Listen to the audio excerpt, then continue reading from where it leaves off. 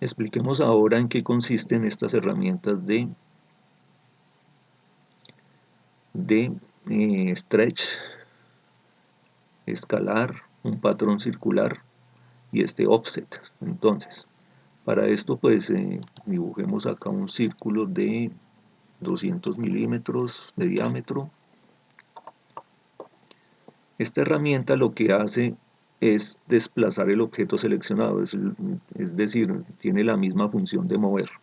Entonces yo selecciono el objeto, clic izquierdo, enter, especifico un punto base, imaginémonos que sea acá, y lo que hace es moverlo.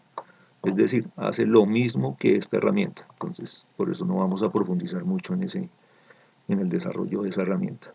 Ahora, vamos a explicar esta otra herramienta que sí es importante. Para eso vamos a dibujar acá una pequeña pieza. Vemos aquí 200, otros 200, que sea aquí 300, que sea aquí 200, otros 200, que sea 100 milímetros en la vertical, y aquí que se nos cierre el objeto de esta forma. Listo. Pongámosle una cota, que es de 700, es decir, si tiene 700 milímetros esta longitud. ¿Qué pasa si nosotros necesitamos aumentar el tamaño de esta pieza, de tal forma que esta cota ya no sea 700 sino 1000? Entonces se hace de la siguiente forma. Damos clic en escalar, aquí nos dice seleccionar objetos, entonces clic izquierdo, sostenido, desplazo el mouse para seleccionar todo el dibujo, enter, aquí dice especifique una base punto, si ese punto como base quiero que sea esta esquina, entonces le doy clic acá. Ahora aquí me dice referencia, entonces doy clic en referencia. Esa referencia va a ser esta medida, que son 700. Entonces 700, enter. Ahora aquí me dice especifique la nueva longitud. Si yo quiero que esa nueva longitud, como lo dije antes, que sea de 1000 milímetros, entonces escribo 1000 y enter. Y ya me escaló la pieza. Ahora miremos de cuánto me quedó, de 1000 milímetros. Esa es la forma como se utiliza esa escala. Ahora, miremos en qué consiste esta herramienta, que es bien interesante, que es para crear patrones de forma circular o forma rectangular. Dibujemos un círculo de diámetro 50 milímetros y dibujemos un eje de 300 milímetros. Listo. Entonces, si yo quiero dibujar un patrón de tal forma que esta circunferencia se me copie 6 veces a partir de este centro, se hace de la siguiente forma. Doy clic acá, Array Polar, que es un patrón circular. Aquí se seleccione objetos, listo, seleccioné, Enter. Aquí dice seleccione un punto base, o sea, el centro a partir del cual voy a hacer esa copia. Entonces que sea este mi origen, es decir, el origen. Clic acá y me copia automáticamente los 6 círculos. Ahora se me despliega una ventana arriba y aquí dice número de ítems. Como yo quiero que sean 6, entonces ya aquí aparecen 6, ¿sí? Y pues lo demás se crea por defecto. Ahora imaginémonos que no sean 6 sino 8, que sean 8. Entonces doy clic acá donde dice ítems y digito 8.